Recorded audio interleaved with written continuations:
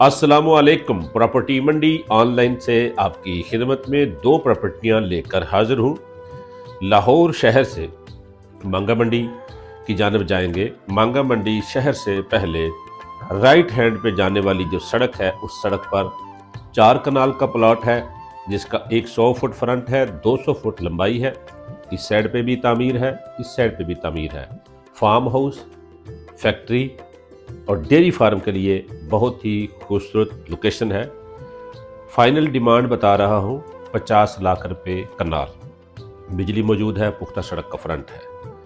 4 कनाल 2 करोड़ की। इसके अलावा दूसरी प्रॉपर्टी है मेरे पास।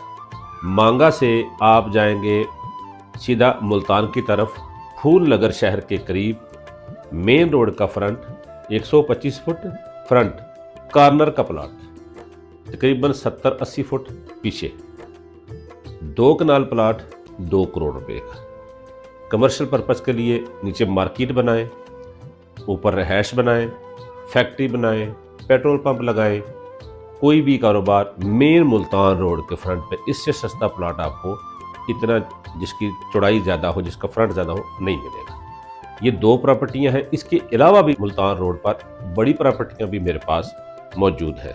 मेरे सामने दिए गए नंबर पर रब्ता करें। इजाज़त चाहता हूँ। अल्लाह निगहबान।